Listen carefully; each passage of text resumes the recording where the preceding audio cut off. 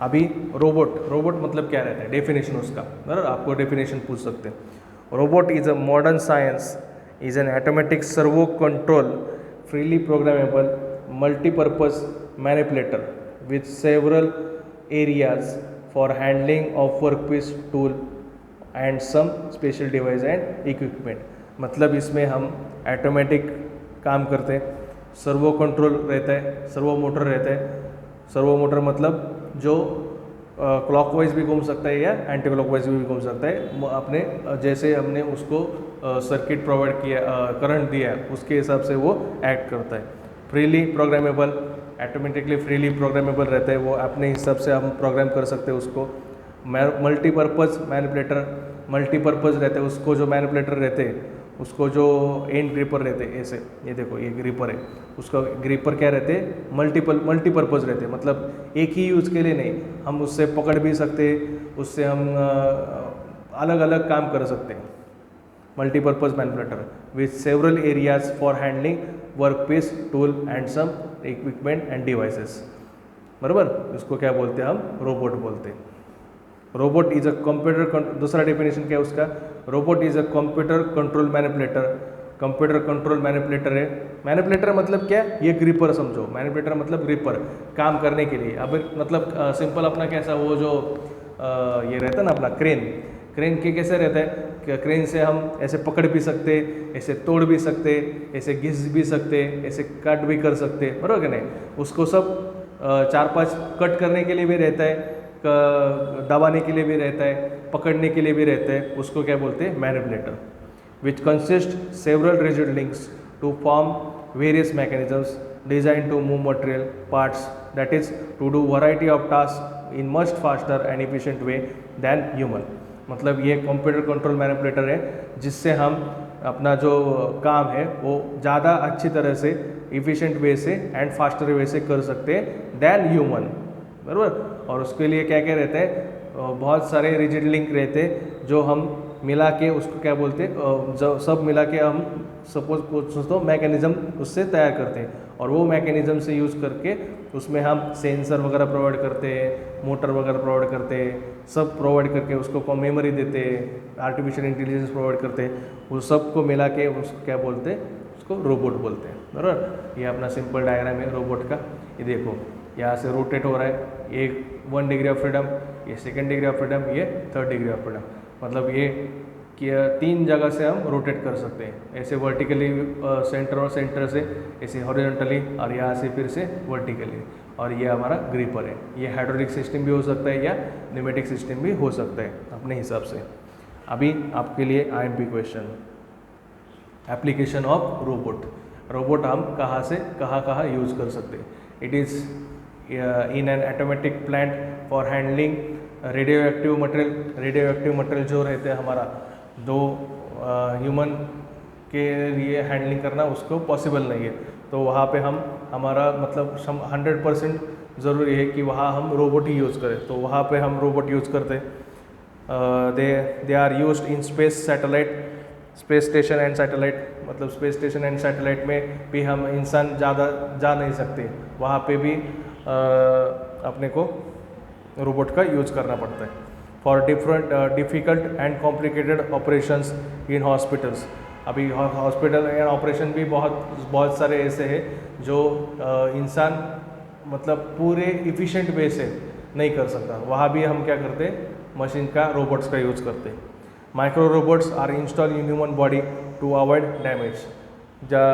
कभी कभी ऑपरेशन होने के बाद छोटे छोटे रोबोट्स हम क्या करते हैं, इंसान के, ह्यूमन के बॉडी में प्लांट करते हैं, जो सेम वैसे के वैसे काम करते हैं जैसे हमारा जो भी डैमेज हुआ है, मतलब जो टिश्यू डैमेज हुआ है, जो सेल डैमेज हुआ, वैसे के वैसे सेम फंक्शन वो रोबोट करता है थोड़े दिन के लिए। और थोड़े दिन के बाद क्या करते हैं हम, वो अपना जो बॉडी रहता है उसको वो ये होता है, मतलब वो कवर हो जाता है, और वो कवर हो जाने के बाद क्या करते हैं हम, वो रोबोट्स वो निकाल देते हैं। ऐसे ही मतलब उसका डॉक्टर लोग भी उसका यूज़ करते हैं, बराबर ऐसे। उसके बाद फॉर हैंडलिंग इक्विपमेंट, ये सिंपल है, for handling equipment work piece in industry, for doing various activity like assembly, welding, spray painting, coating, for simple pick and place task as work holding devices, बराबर। Work holding device के लिए भी हम वो use करते हैं। तो ये 7 पॉइंट है, 7 में से आप कैसे भी लिखो। अभी उसका नीड और एडवांटेजेस। नीड उसका क्या ज़रूरी है, नीड मतलब क्या, क्यों ज़रूरत है रोबोट्स का, उसका ही मीनिंग क्या रहता है। आपको एडवांटेजेस आया तो भी वही लिखने का, एंड नीड आया तो भी वही लिखने का। Robot are capable of delivering a job with consistency that improves quality of job and avoid rejection in company. मतलब अपने को ज़्यादा अच्छा क्वालिटी एंड क्वालिटी वाला जॉब मिलता है विच अवॉइड्स रिजेक्शन, जिससे रिजेक्शन क्या होता है हमारा कंपनी का कम होता है। They can increase productivity, safety and efficiency of work place. They can work in hazardous environmental condition, hazardous condition में वर्क होता है। ये सब हमने ऑटोमेशन में किया। अभी ऑटोमेशन का वही से बोला था कि ऑटोमेशन का एंड रोबोट्स का सेम ही है, बराबर। They do not need environmental comfort like lighting, air conditioning, ventilation and noise protection. उसको काम करने के लिए light, air conditioning, AC, noise, उसका कुछ भी प्रॉब्लम नहीं होता। वो अपना अपना खुद का काम कर सकते हैं। दे can work continuously without fatigue. वो बिना फटिग के कंटिन्यूसली काम कर सकते हैं।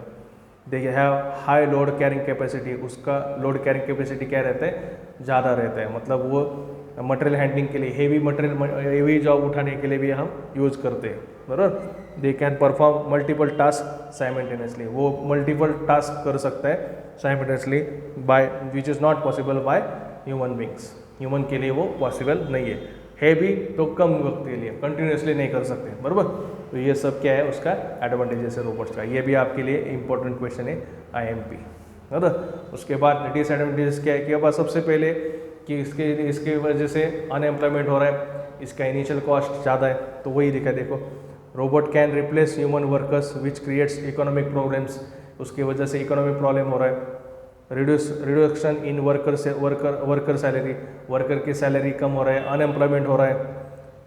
इकोनॉमिक प्रॉब्लम बोलो या अनएम्प्लॉयमेंट बोलो, अनएम्प्लॉयमेंट बोला तो भी वही मीनिंग रहेगा उसका। रोबोट्स का मतलब दो प्रॉब्लम क्या मेन कि वर्कर का सैलरी उससे कम हो रहा है, एंड दूसरा जो है वर्कर का अनएम्प्लॉयमेंट बढ़ रहा है, क्योंकि रोबोट ही सब काम कर रहा है।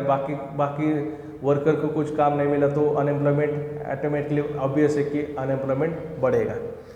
Robot have limited capabilities. Robot सब काम नहीं कर सकता। रोबोट के लिए भी कुछ बाउंड्रीज है, मतलब उसका डिग्री ऑफ फ्रीडम लिमिटेड रहता है, बराबर क्या नहीं। मतलब अभी इधर देखो, इधर कितना डिग्री ऑफ फ्रीडम है, ये ऐसे रोटेट हो सकता है, ऐसे रोटेट हो सकता है एंड ऐसे रोटेट हो सकता है। अगर मैंने बोला कि यहाँ से यहाँ पर रोटेट हो तो हो सकता है क्या, नहीं हो सकता, बराबर क्या नहीं। तो वो उसका क्या हुआ, वो डिग्री ऑफ फ्रीडम क्या है, लिमिटेशन है, वही है, उसको लिमिटेशन है। डिग्री ऑफ फ्रीडम का लिमिटेशन है, सेंसिंग का भी लिमिटेशन है, हम हर जगह पे सेंसर नहीं बैठा सकते। विजन का भी लिमिटेशन रहता है। विजन के लिए जो कैमरे रहते हैं वो भी हम हर जगह पे नहीं बैठा सकते। एंड रियल टाइम रिस्पॉन्स भी उसका क्या रहता है, कम ज़्यादा होता है। तो ये क्या है उसका डिसएडवांटेजेस है। उसके बाद रोबोट्स आर कॉस्टली, ये सबसे इंपॉर्टेंट है। रोबोट क्या रहता है, कॉस्टली रहता है। क्यों कॉस्टली रहता है, क्योंकि इसका इनिशियल इन्वेस्टमेंट कॉस्ट ज़्यादा रहता है, इक्विपमेंट का कॉस्ट ज़्यादा रहता है, इंस्टॉलेशन कॉस्ट इसका ज़्यादा रहता है। उसके लिए ट्रेनिंग की ज़रूरत रहता है रोबोट्स के लिए। रोबोट को यूज़ करने के लिए मतलब ह्यूमन एंड रोबोट, अगर दोनों को मिला के हम कंपनी में काम कर रहे हैं, तो वो जो वर्कर है, एक वर्कर है, सपोज एक वर्कर 4 रोबोट्स को अगर संभाल रहा है, तो वो वर्कर को हमको प्रॉपर ट्रेनिंग देना पड़ता है, बराबर। उसके लिए भी ज़्यादा पैसा ज़रूरी है। उसके लिए उसी वजह से वो क्या बोल रहे हैं ऊपर कि उसका कॉस्ट क्या है, ज़्यादा है। नीड प्रॉपर प्रोग्रामिंग देना पड़ता है रोबोट को। ये सब क्या है उसका डिसएडवांटेजेस है, बराबर। एडवांटेजेस हो गया, डिसएडवांटेजेस हो गया, एप्लीकेशन हो गया, रोबोट का डेफिनेशन हो गया। उसके बाद हिस्ट्री, थोड़ा सा हिस्ट्री पढ़ते। Robot generation in early 1960, robot का हिस्ट्री अगर आया, आपको नहीं आएगा ये ऐसे, तो ऐसे पढ़ रहे हैं हम, बराबर। In early 1960 growth rate of robot has been taking rapid STRIDE.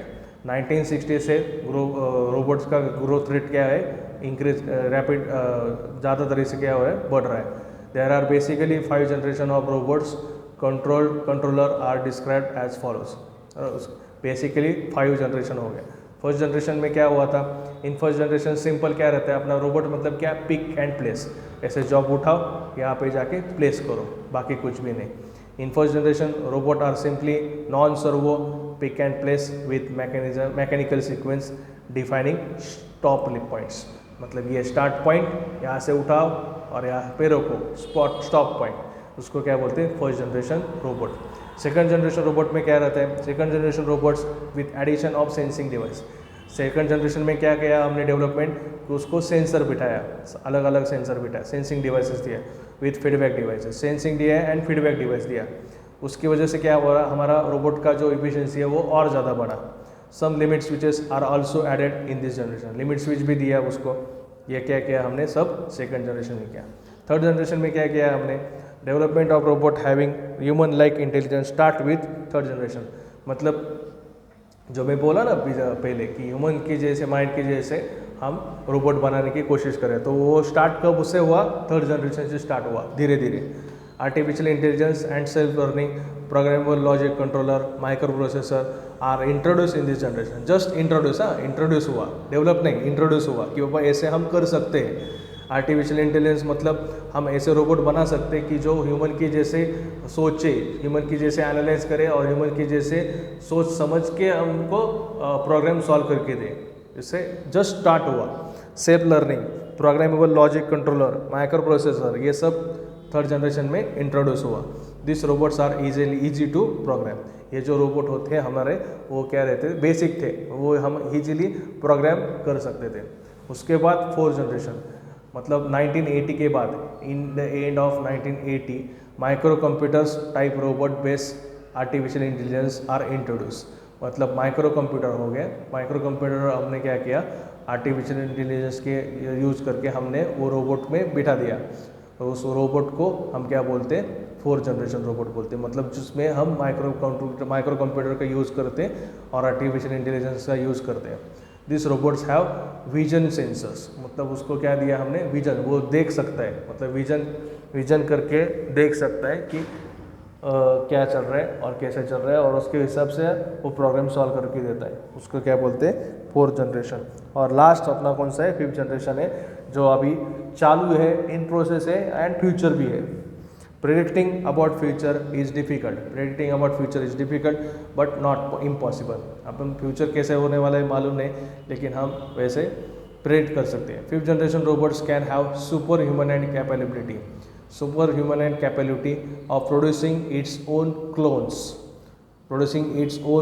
मतलब वही मैं बोला कि अगर सपोज हमारा इंसान है, इंसान का जो प्रॉपर्टीज़ है, बेसिक प्रॉपर्टीज़, या और जो चिपकली का जो बेसिक प्रॉपर्टीज़ है, वो दोनों का मिला के हमने एक अलग ही प्रजाति निर्माण की उसको, और उसको रोबोट को इंटेलिजेंस, आर्टिफिशियल इंटेलिजेंस का दिमाग दे के हमने रोबोट तैयार किया. तो उसको क्या बोलते हैं, फिफ्थ जनरेशन रोबोट. मतलब उसमें प्रॉपर्टीज़ कैसे रहेगा, चिपकली का भी प्रॉपर्टीज़ रहेगा और इंसान का भी प्रॉपर्टीज़ रहेगा. उसको क्या बोलते हैं, फिफ्थ जनरेशन रोबोट. ये अभी चालू नहीं हुआ, हम कोशिश कर रहे हैं. They involves complete artificial intelligence, miniaturise sensor and decision making capabilities. वो उसको हमने अलग अलग अच्छे सेंसर दिए, आर्टिफिशियल इंटेलिजेंस दिए, एंड उसको डिसीजन मेकिंग कैपेबिलिटीज़ भी खुद का रहता है. उसको क्या बोलते हैं, हम फिफ्थ जनरेशन बोलते हैं. फिफ्थ जनरेशन का सबसे बड़ा इंपॉर्टेंट मेन पॉइंट कौन सा, ये fifth generation robots can have super human and capability of producing its own clones. मतलब हमारा जो प्रॉपर्टीज़ है, जो वो एंड इंसान का दूसरा सिमिलर, मतलब रिप्लिका. क्लोन्स मतलब क्या रहता है, रिप्लिका. इंसान के जैसा ही दूसरा इंसान बनाओ जो रोबोट की तरह काम कर रहा है, लेकिन उसमें जो प्रॉपर्टीज़ है, जो इंसानी दिमाग इंसानी, बराबर क्या, मतलब आयरन मैन जी की जैसा सिंपल, ऐसे हम बनाने की कोशिश कर रहे हैं फिफ्थ जनरेशन. ठीक है, तो अभी इसके बाद आपका थोड़ा सा रोबोट एनाटॉमी बाकी है. दो ही टॉपिक बाकी है, एक रोबोट एनाटॉमी, उसके बाद टाइप्स ऑफ रोबोट, उसके बाद ये फर्स्ट चैप्टर आपका फिनिश हो जाएगा। ठीक है, थैंक यू सो मच।